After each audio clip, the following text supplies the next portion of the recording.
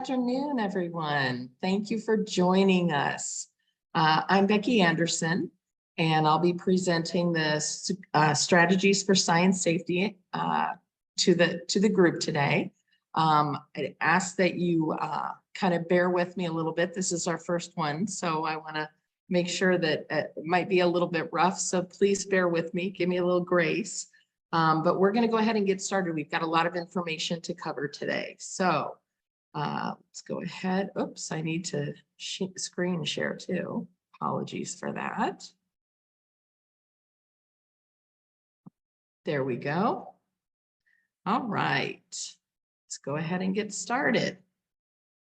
Okay, so first of all, I'm Becky Anderson. I've worked with some of you before, and I look forward to working with more of you in the future. I've been a hazardous materials chemist for about the last 25 or 30 years. I did a stint as a volunteer firefighter for a little while too, but predominantly my career has been focused on risk minimization and identification of risky chemicals. And one of my most important and my most favorite jobs has been in helping schools understand the risks associated with the chemicals located in predominantly science classrooms, also art rooms, industrial technology, and also maintenance and facilities areas. I've worked with schools in Iowa. That's where I live, and that's where my business is focused. However, I've also done a lot of work across the country nationally, and I've also done a little bit of international training. So I'm hoping that we can provide you with some excellent information today. I do want to take just a minute and thank Vicki Davis of the Upper Valley Lake Sunapee Regional Planning Commission. That's a mouthful, but Vicki is the one that applied for the grant and got the funding in line so that we could present these to you. These will be recorded today, and they will be on the same website, Hazardous Materials Consulting, that you use for registration. So you're welcome to go back and reference them again. I'd also just like to take a quick minute to thank all the folks from EPA Region 1. They're the funding providers for this, and they have been outstanding in helping us get prepared. Finally, a lot of the resources today were developed by Dave Waddell. Dave Waddell was with King County, Washington, and ran a rehab the lab program for several years. He's been retired for a few years now, and he's one of my mentors in this area. He was absolutely outstanding when he was working with us and training a number of us. And so I just wanted to make sure that we acknowledge Dave's efforts. He provided us with fantastic resources. Goals for this webinar series. I want to make sure that we help you identify and minimize the risk in your classrooms. We get questions specifically answered. You're welcome to type in questions into the question and answer area. The chat is not open at this point in time. At the end, we'll spend the last 30 minutes going through question and answers. I also want to share with you what we have seen across the country so that if you do find yourself in one of the challenging situations of having a whole stockroom full of legacy chemicals, to know that you're not alone and that we have developed some pretty good solutions for this. And I believe that we can really develop a customized plan for your facility to help make sure that those legacy chemicals are eliminated and we minimize risk for the teachers, other faculty members, and our students. And then we're going to offer as many resources as we possibly can so that I don't want to reinvent the wheel here. We've got a lot of great resources that have been developed over the last 20 years. If you have some technical difficulties, these are some technical tips from EPA for the Zoom webinar. Again, one of those things, if you have questions that come up, please type them into the question and answer box, submit those, and we'll try to get to as many of those as by the end of the presentation as possible. All right, I'm going to go ahead and shut off my camera, and we're going to get started on topics for today. Okay, so first we're going to go through a quick history lesson. Where did these legacy chemicals come from, and why are certain chemicals designated as legacy chemicals? Have we found them throughout the nation? Have we found them in specific school districts? And then what are tools you can use? What are some of the deciding factors that you can use and implement when you go into your stockroom and you determine whether or not you have some of these legacy chemicals present. And then finally, I want to make sure the emphasis today is going to be on recognition of highly hazardous legacy chemicals. One of the things that we have identified, and this has been across the United States, is that there are frequently legacy chemicals that have become so old and unstable that they are potentially shock sensitive, friction sensitive. They can get angry and explode just by picking the container up and moving it. And we absolutely want to keep you safe. So we're going to go through and identify some of those today. I'll cover as many as I possibly can. One of the other things that I wanted to take a minute and let you know also is that hopefully you're watching this. The information that I'm going to share with you today is our best practices and the regulatory compliance requirements to the best of our knowledge right now. Please keep in mind that as we learn more, as we find more things, sometimes guidance changes. Over the last 20 years, we have had to change a little bit of guidance here and there. So if you're watching this in the year 2055 or something, know that this material was created in 2024. And right now it's current for the times, and it's the best of our information that we have right now. All right. One of the things we're also going to focus on is, and this is going to be kind of a mantra throughout all of our webinars, is the acronym RAMP. And that stands for recognize, assess, minimize, and prepare. And what we're going to be focused on is recognizing those highly hazardous chemicals, identifying either how to dispose of them, or assessing, is there something else we can use instead of those high risk chemicals, minimizing our risk and our exposure as much as possible, and then preparing that if we do have to keep something that's fairly risky on site, for example, a concentrated acid, how are we going to prepare in the event that we have an emergency with that chemical? Okay, legacy chemicals are actually those chemicals that were manufactured typically in the 1940s and 50s. And the reason that we see so many of these in school districts throughout the entire country is that we were in, at that point in history, we were in a space race. And the Soviet Union at that time put up Sputnik, and the United States fell behind in the space race. And there was a lot of angst and anxiety, and also a lot of heavy focus on, we need to get our science programs beefed up. And so I had one old professor several years ago that told me, oh yeah, we got a Mallinckrodt catalog, and we were told, order one of everything, whether you think you might need it or not. Well, a lot of our science teachers did at the time, of course. And what we're finding is that we still have many of those chemicals sitting on shelves, and they've never been used. And in fact, as I've done this and gone through different school districts, we've actually found those original chemicals still with the plastic rings on the top of them that they haven't been opened. So those are what constitutes legacy chemicals.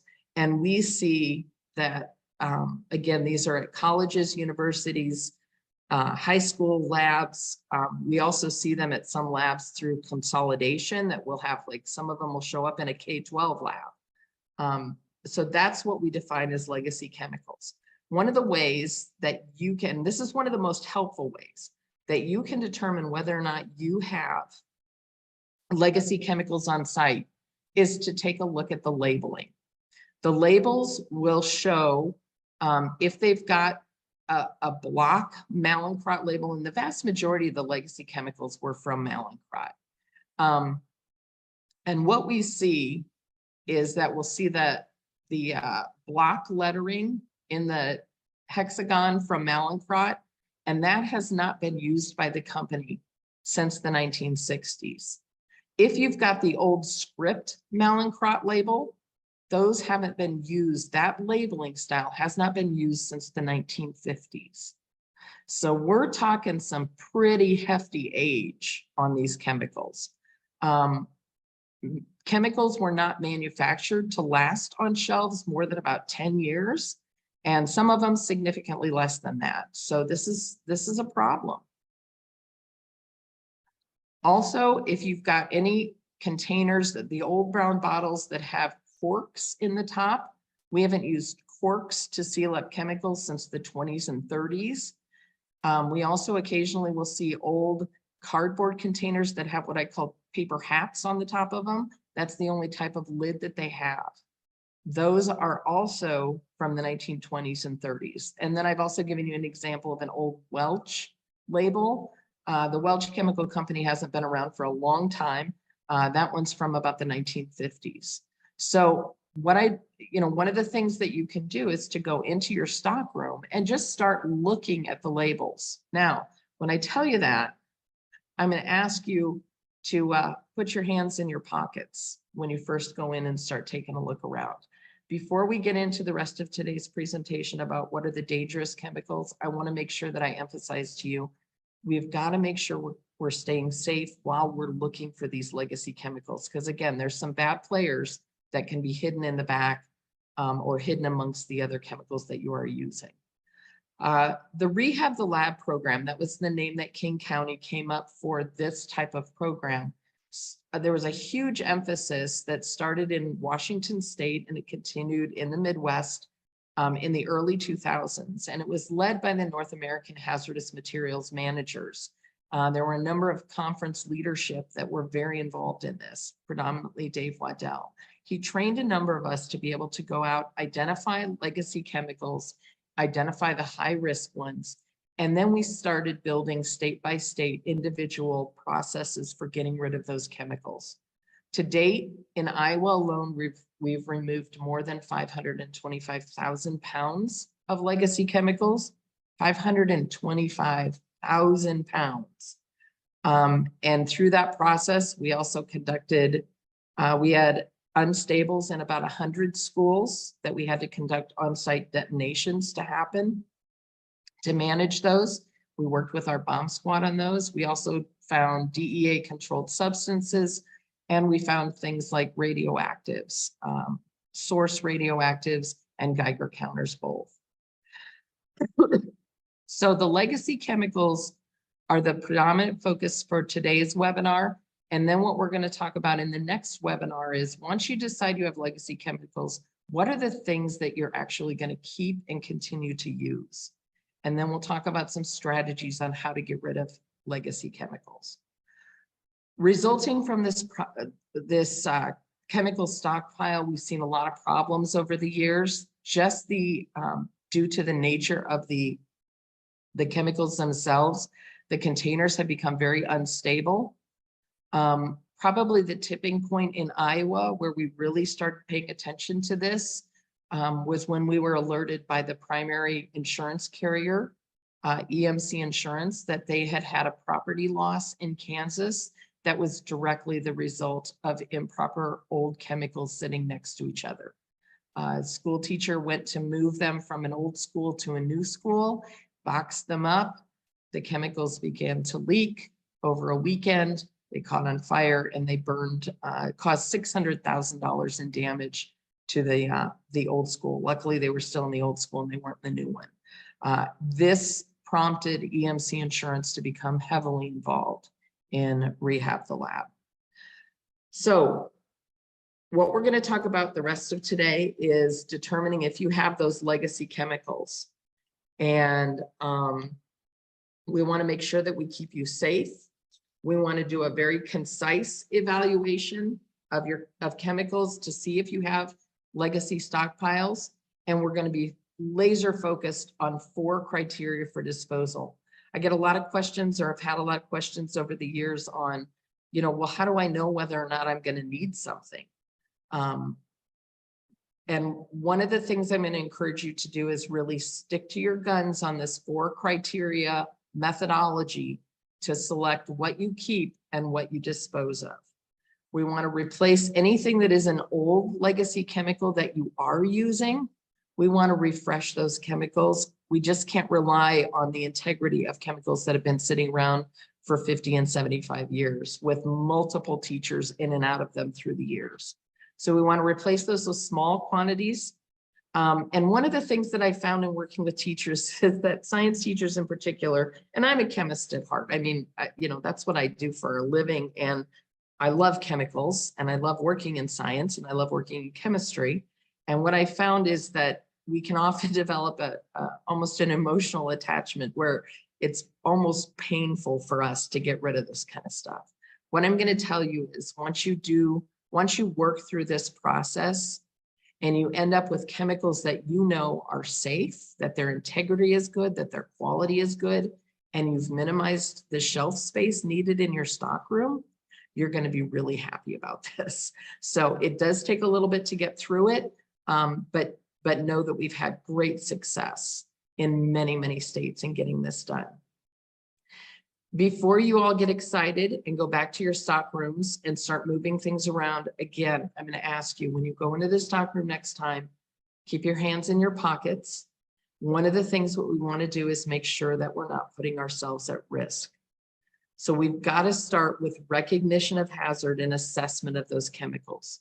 We're going to do a visual inspection only of that stock room. We're not going to start moving stuff around right away.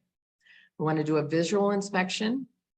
We also want to evaluate the labs that you're doing to see and make a match between what you need to keep and what you're currently using. And what you'll find is there's usually a lot of stuff on the shelf that's not being used. One of the things that we'll do through this series of webinars is also offer some training on EPA regulations and hazardous waste regulations. That's webinar number 3. And I want to make sure that we're doing things right, both in Vermont, New Hampshire, and then any of the other states that have joined us as well. We're going to focus on when we do recognize legacy chemicals. We have to remember that those chemicals have been sitting around on the shelves for 50 to 75 years. Nice, quiet, sitting in the back, not doing anything. Finding them is not an emergent situation. It does not warrant evacuating the school and calling 911. What we're going to do is we're going to use a very methodical, metered approach to getting rid of those legacy chemicals that are dangerous. To begin looking, we've got to make sure that you're minimizing your exposure as much as possible. So this afternoon, or whenever you go into your chemical stockroom next, again, hands in the pockets, we're going to do a visual assessment. One of the first things that I want you to look for is, or look at, is how are those chemicals stored? Are they on the shelves in alphabetical order? Or are they on the shelves by chemical compatibility class? Those two pieces of information will give you a lot of insight as to how things have been used and managed, how chemicals have been managed over the years. One of the things that we know is if some teacher along the way had moved things and started storing them by chemical class, we know that we're in a less risky situation. If we still have chemicals that are stored alphabetically, we're going to see some additional added risk just because there are certain chemicals that when they're stored in alphabetical order, we can see some interactions. So that's the first thing that I want you to observe and pay attention to.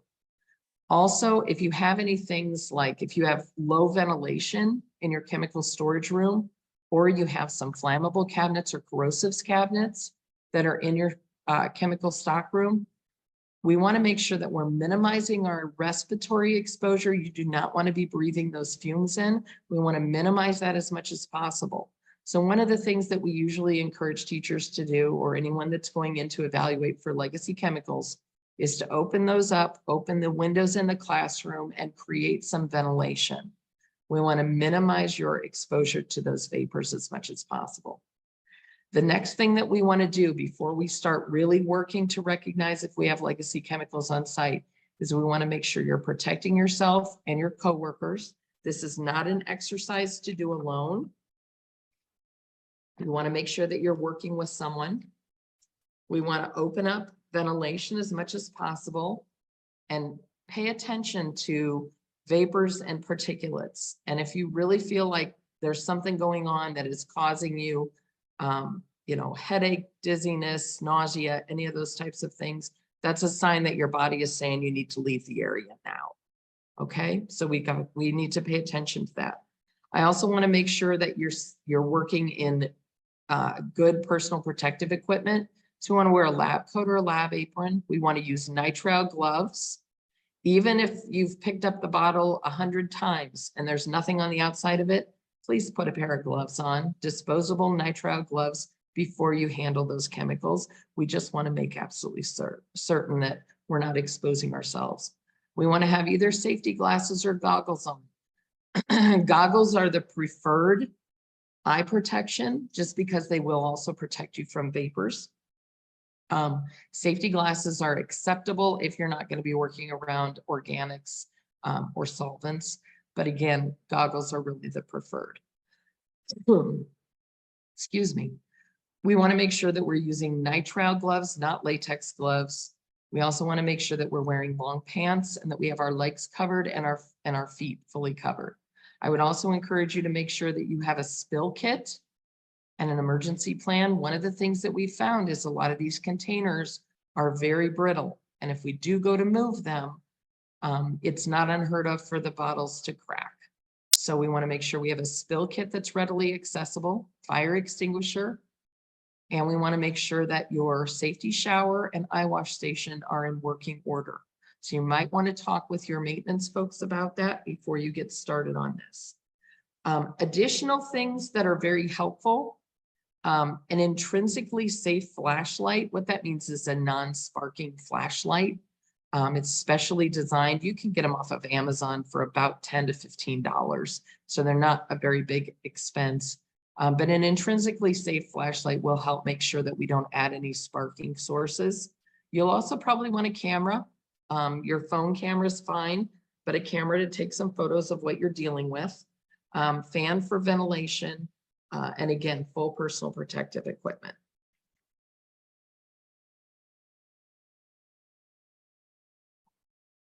As we're looking and assessing chemicals, we want to make sure that we leave them in place. So again, hands in your pockets, you're just using your eyes, you're doing a visual assessment.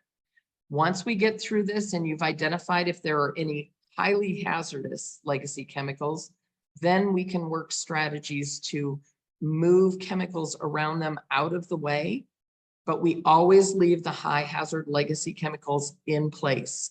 We do not want to move them and consolidate them to another shelf. We do not want to move them and give them to the maintenance department.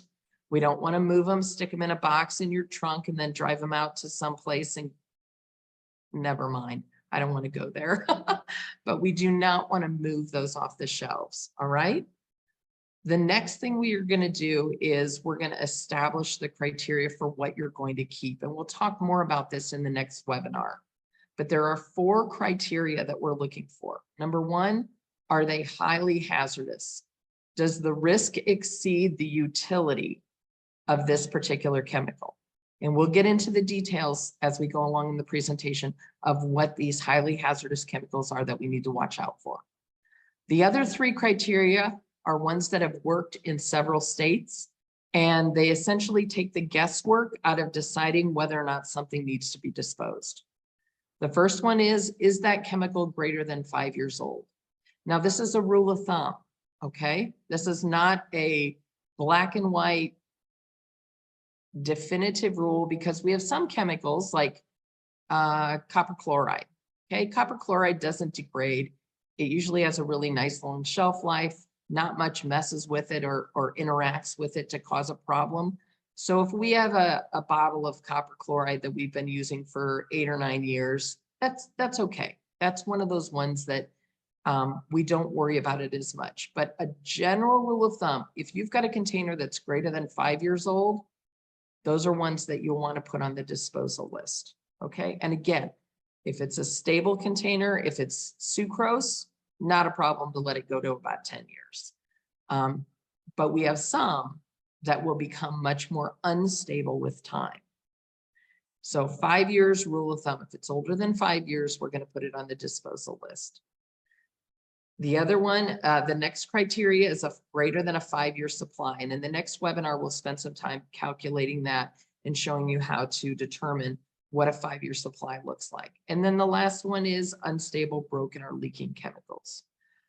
If you become overwhelmed, so you walk into your chemical stock room and you've got 7,000 bottles in there. First of all, know that you're not alone. All right. This happens a lot. I've been in many schools over the years, hundreds of them, that have had to face this legacy chemical or excess chemical problem. We will find some solutions for you. It might just take a little more creative thinking. If you do become overwhelmed, start one shelf at a time. That's the easiest way to do this. Start one shelf at a time. If you find any of those high-risk legacy chemicals, again, we're going to not touch them. We're going to leave them where they're at. They are not an emergency unless something makes them angry. We're going to talk about now on the next slides, we're going to go through these specific examples of high hazards. I want you to know that this is not an all-inclusive list. Okay, it's not possible for me to lay out all of the high hazard chemicals that we've seen. We're going to hit the ones that we most commonly see. Okay, if you are not sure if something is highly hazardous, but you have a gut suspicion, if something's triggering in the back of your head and saying, you know, let's just not mess with that one, stop what you're doing, take a little time to do some Google research. Safety data sheets from my favorite company is Sigma to get the safety data sheets from. They're comprehensive, they're very well done, and they do very definitively define the different risks associated with chemicals. So pull a safety data sheet out and evaluate chemicals. The other one, the other source, if you need to go more in depth about chemical risk, is PubChem. And if you need more information about that, let me know. But otherwise, PubChem is another resource database or resource bank that has a lot of very in-depth information about chemicals.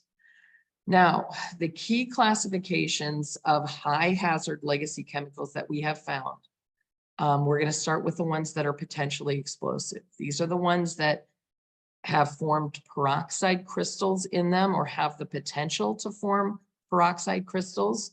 There are also ones that when they dry out, such as picric acid, when they dry out, they become extremely shock sensitive and explosive.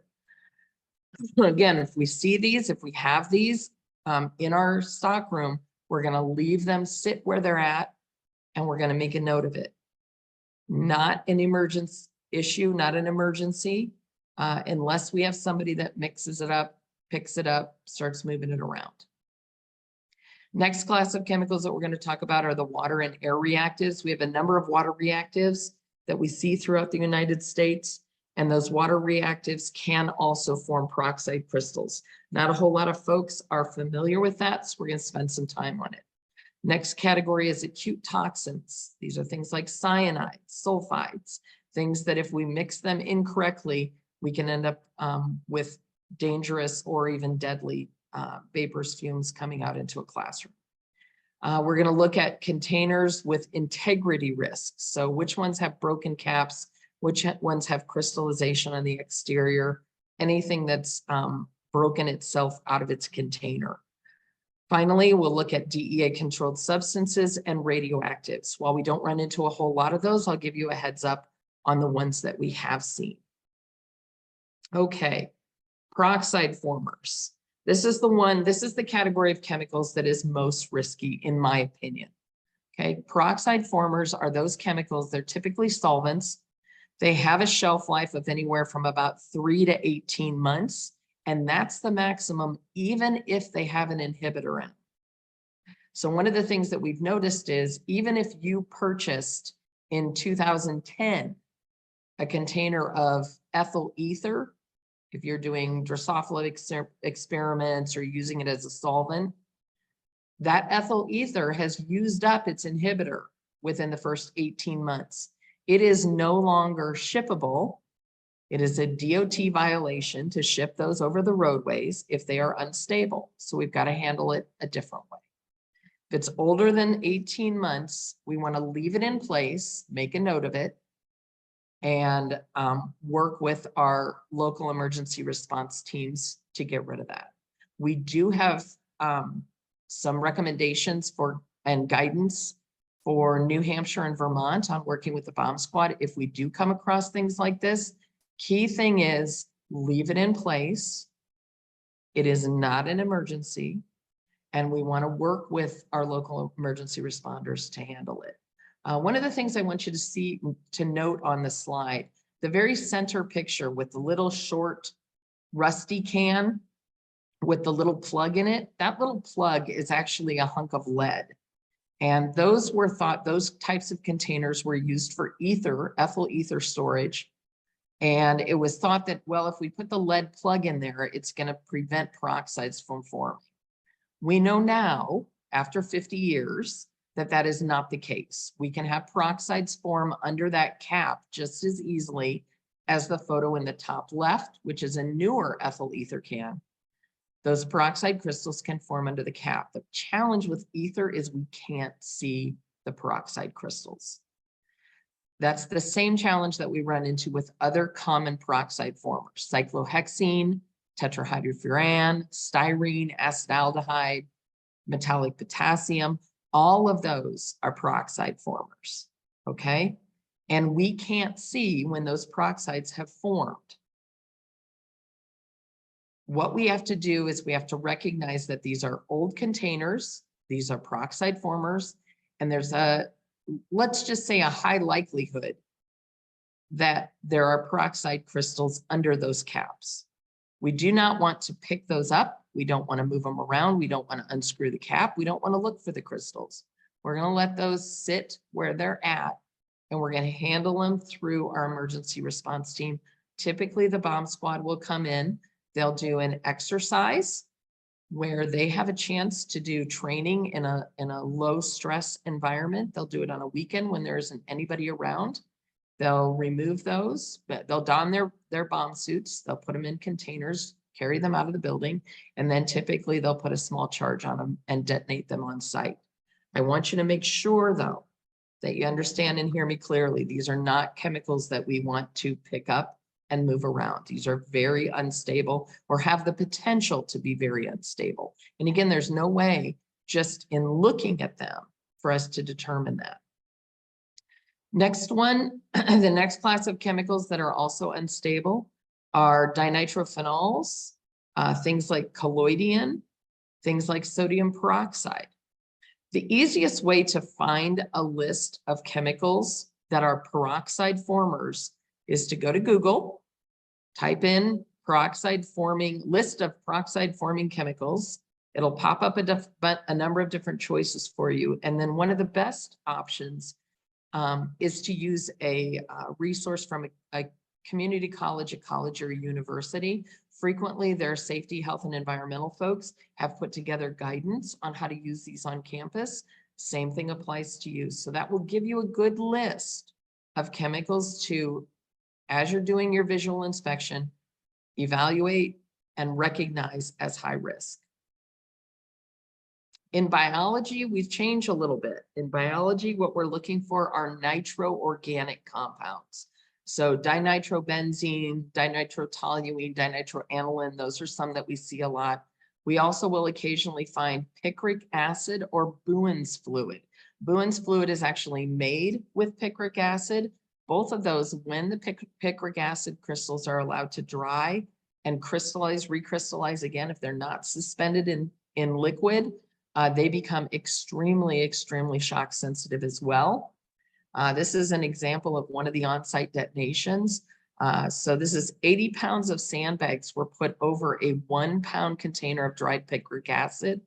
The picric acid was then treated with a charge by the bomb squad, and you can see the level of detonation that occurred here. Anytime, there were probably only maybe 5 to 7 schools that I've worked with over the last 20, 25 years that had dried picric acid that we had to manage this way. And I will let you know, those were those detonations, and the ethyl ether detonations were the most violent. Very large ethyl ether will also create a very large fireball because it is a flammable solvent. The picric acid isn't a flammable solvent, but the concussion from the picric acid detonations is really robust. We saw a lot of unstables at a number of different schools. One of the other ones that comes up a lot is solidified sodium azide. And of course, we have all of the things like methyl methacrylates, colloidine. Those are all chemicals that when they sit around long enough, they create instability in the containers themselves, and they can actually blow the containers apart on your shelves. If you do find that this has happened, leave that area alone.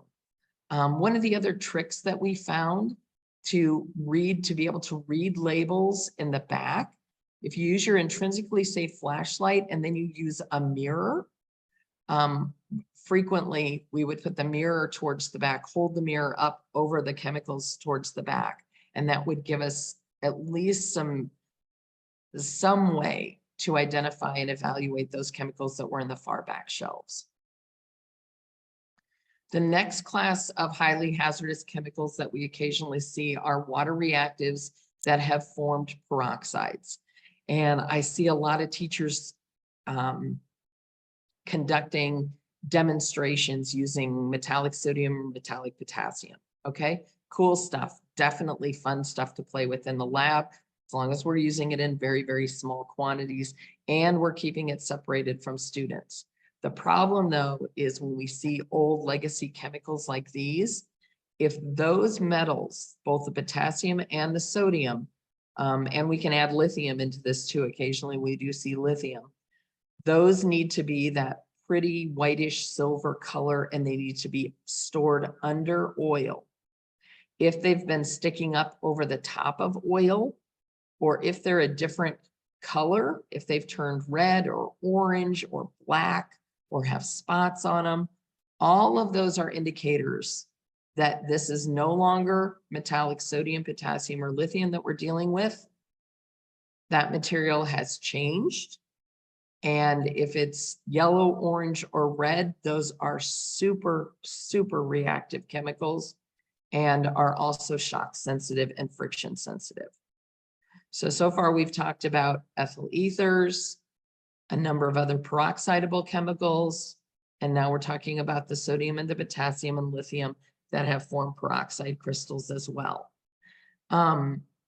If you run into this situation, again, this is one where we want to leave this container in place and work with our local emergency responders. Detonation of these materials is really kind of you have to have a funky process. These are elemental, so we can't just blow the outside crust off of them and then let them sit all, off of all out in our front yard or anything. We've got to make sure that we're reacting those chemicals off. So this usually requires coordination between the bomb squad and the fire department. So we have the bomb squad that helps detonate them and remove that peroxided crust. And then the fire department comes in, flushes the area with water to react off those water reactive metals. Next one, and we have not run into this a lot, but I definitely wanted to give you a heads up on it. And for some reason, between this and the sodium and potassium, I don't know, I always seem to find them stored in old peanut butter jars. I have no idea what that's all about, but we definitely saw a lot of them. This is yellow and white phosphorus. This is extremely air reactive. Typically, these are stored underwater. The problem is they're almost always stored in glass containers. If we drop that glass container and that that phosphorus starts reacting with air, it's going to light itself on fire, and then it releases the toxic gas phosphorus pentoxide. So we've got acutely toxic vapors leaving the air, and we've got it, and it burns hot enough that it would go through a cement floor very, very quickly. So we've got to be really careful with this. This is another one, although it's not a shock sensitive chemical, a lot of times we find it in containers that are old and that are have become unstable over time. So we want to make sure that we're not messing with these. Also, if you find any red phosphorus is a different type of phosphorus. It is not as reactive. as yellow phosphorus and white phosphorus. It's not an air reactive. It does react with air, but not explosively, and it doesn't create a big fireball. However, red phosphorus is no longer allowed in schools or in general industry. It's actually on the DEA registrant list of chemicals. So unless you have a pharmaceutical license or you're a DEA registrant, you're not allowed to have red phosphorus any longer. We were running into too many problems. It's a component in meth manufacturing. So we were running into too many problems with that. So we want to pay attention to that as well. Know that red phosphorus, excuse me, is another one that you're going to contact your emergency response for some assistance with. Same thing with the yellow and the white phosphorus.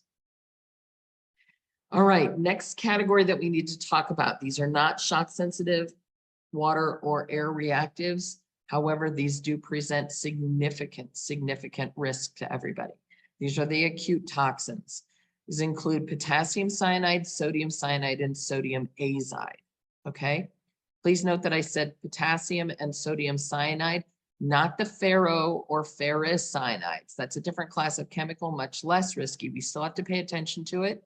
We still want to minimize the amount we keep on site, but the really bad ones, the bad players that we've got to pay attention to are the potassium cyanide and sodium cyanides. We need to get those out of the school district. Sodium azide for a long time has been used as an antifungal in things like agar. I'm going to encourage you, if you want to use something like that in agar to make sure that your agar doesn't mold, buy the pre-mixed kind. They come in very low concentrations. And instead of mixing up your own in tiny concentrations, it's just not worth it. The exposure to sodium azide is really dangerous. Now, this is an interesting list of chemicals. And I want you to know that, again, these presentations are being recorded and you'll be able to access this.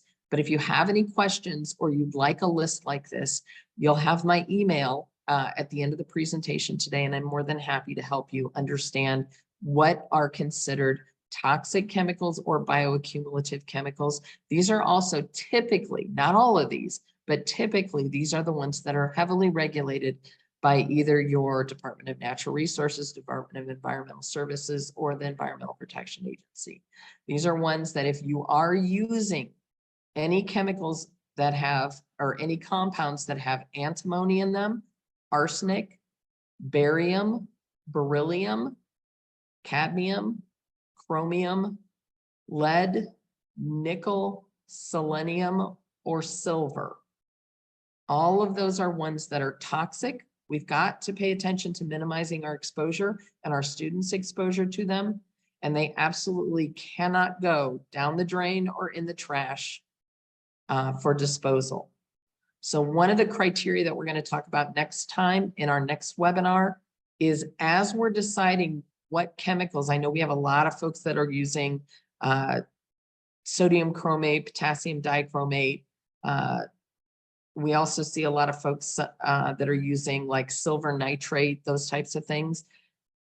One of the things you've got to consider as we're looking at these lists and as we're identifying chemicals for disposal is, are these chemicals that do you want to have to collect them when you're done with a particular experiment? Is there an alternate experiment that you can do that doesn't use that chemical?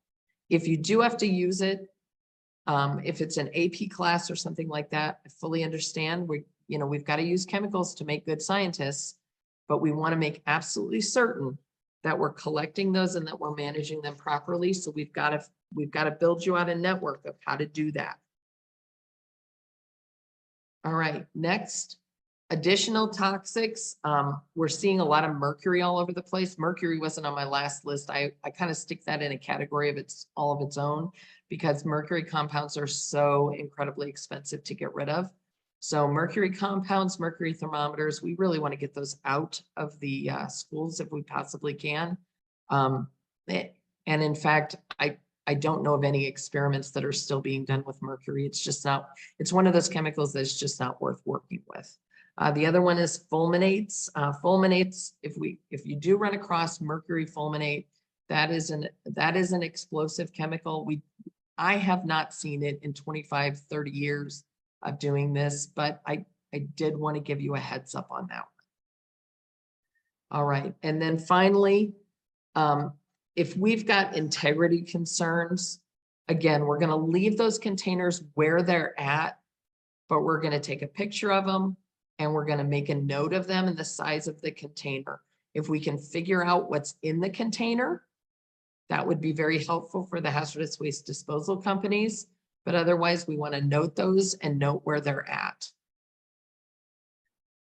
Container integrity is a really big problem that we've observed in a number of different places. And the last thing that I want you to do is disrupt any of those containers, especially the ones that have crystals on the outside. The first photo on the left here that shows the arsenic trichloride, pretty fluffy little crystals. They look like they're super cool. Yes, Vicki, I know we've got 15 minutes left. Yeah, I'm thinking, I haven't been able to take them to the park, but I'm thinking we went outside. Whoop, do we have somebody talking? Rosa? Oh, hold on a second, I gotta get on the Zoom. Yes. I'm sorry, Rosa, I can hear you talking. Okay. So sorry. No problem, no worries. Okay, so one of the things I wanted to show you though is these, that I see crystals like this on the outside of the container and man, I want to mess with them. I'm going to tell you, do not do that. Fight the urge, okay? This is an example of arsenic trichloride crystals and the OSHA, the permissible exposure limit. The permissible exposure limit that OSHA says it's okay for you to be around in an 8-hour day is 0.01 parts per million or milligrams per meter cubed. 0.01 parts per million. Those are so small that even a tiny, tiny amount is going to impact our health. So we've got to pay attention. If we see crystals that have formed, we want to leave them where they're at and not mess with them. DEA controlled substances that we've seen, and we don't see these very often, but we have seen them. Things like thorazine, chloral hydrate, adrenaline, also testosterone, cortisol. Occasionally we'll see those left over from old biology experiments. Those are also ones that we just no longer use those in any experiments. So we need to have those removed from the schools as well. And then final class of chemicals that we see are radioactives. Again, we don't see them very often. Typically, if we're going to find radioactives, they're usually in the physics department. A lot of times they'll come in a big old yellow wooden box that was distributed in the 1950s by the Civil Defense Corps. They went to a number of facilities throughout the states, distributed giant boxes that had Geiger counters and sources in them. We really no longer have a need for these. A lot of these sources have become, they're usually not in in strong, robust containers any longer. So those are ones that we also need to dispose of. So if you have legacy chemicals, you go into your stockroom this afternoon and you're looking around, you're doing your visual assessment, you're recognizing what the different hazards are and you're assessing what the risks are. And all of a sudden your head starts to ache and you go, oh, wow, we've got a lot of problems here. We've got a lot of legacy chemicals. Keep in mind, we don't want to move them around because of the integrity of the containers and the potential for some of them to react. What we're going to do next time is we're actually going to talk about a flipped strategy for managing this. What we're going to encourage you to do is assess the chemicals that you are using and move the chemicals that you are using if they meet the 4 criteria, if they're less than 5 years old, if we have less than 5 years of a supply, if they're in good container, have good container integrity, and if the risk doesn't exceed the utility, those are chemicals that we can continue to use. And we'll take those chemicals and we'll actually move those chemicals into our shelves where we're going to begin to start sorting them by chemical compatibility class.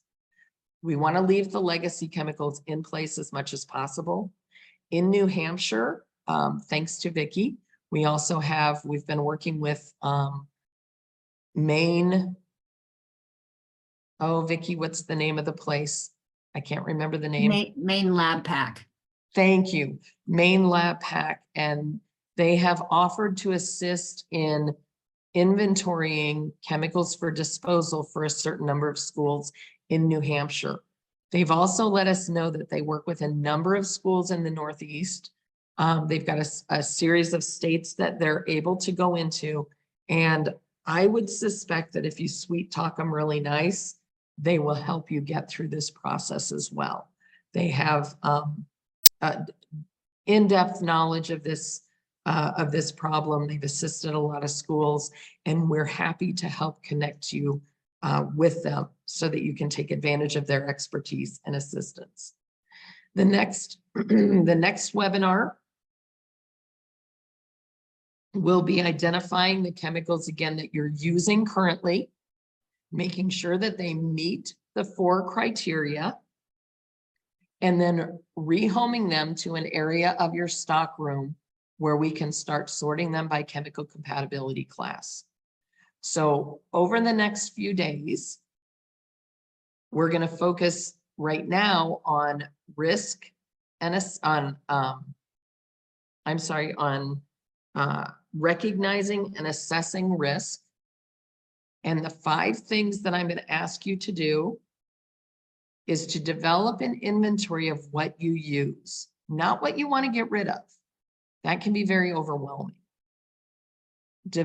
Make a list, an inventory of what you use.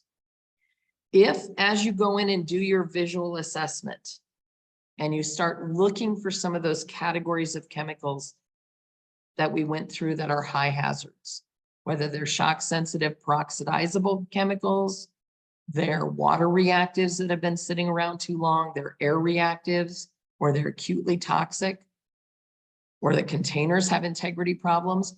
If you find any of those, again, leave them where they're at. We don't want to make them angry. List them, identify them to your administration and your colleagues so that no one goes in the area and messes with them, and then keep them locked up. Please make sure they are locked up in your stock room. Remind the folks that you're telling, this isn't an emergency as long as we don't mess with them.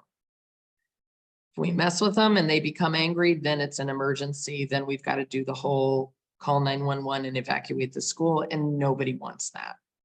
So identify them, assess the level of risk, alert those around you. Don't share this information with students, even AP students. I have over the years had a few teachers that like to tell stories to students about what creepy things they found. I'm going to ask you not to do that. This needs to be kept confidential. And then please schedule to attend our webinar next week, where we talk about identifying the things that you do use and how we can, and the 4 criteria that we're going to use to select those chemicals. Now, I actually got done a few minutes early, so we're going to go ahead and answer as many questions as we can. This is my contact information. Handouts and resources will be, hi Heidi, it's good to hear from you. I will be putting handouts and some additional resources on the Hazardous Materials Consulting website. Okay, so the website that you used for information or for registration rather, there will be some additional resources. I'm not quite there yet. I actually am meeting with my web guy next week, and we're hoping to get a number of resources. Also on the website for the upper, Vicki, can you tell us what your website is? Well, we're working on our website too, but it's Upper Valley Lake Sunapee Regional Planning Commission. Yeah, and there are a lot of exceptional resources out there already. You kind of have to dig along and look through things. But if there's something in particular that you're interested in, also, you're welcome to email me and I'm happy to help find any resources that you might need to use. Okay. Do we have other questions today? I want to, before we jump into more questions, I do want to make sure that I take the time to say thank you for spending the time today with us. I know this is hard to get out of an hour of school during the school day. We very much appreciate it.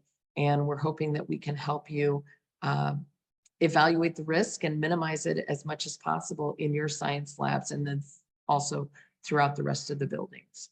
So we've got a whole series of webinars coming up. Please feel free to join us. All right, did we have any other questions come through? Thanks, Heidi.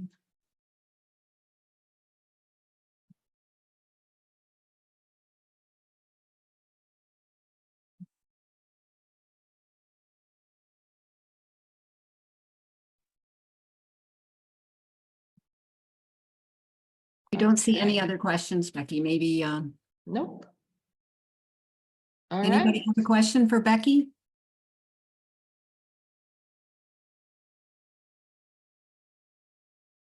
All right, fantastic. And if anything comes up as you're going through stuff, you're welcome to send over an email. I'll work as hard as I can to get you information that's helpful.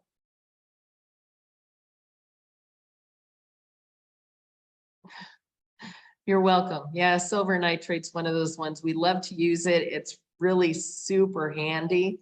And there are some tricks that you can continue to use it. We just have to make sure that we're not dumping it down the drain or throw it in the trash. So it is an EPA regulated hazardous waste.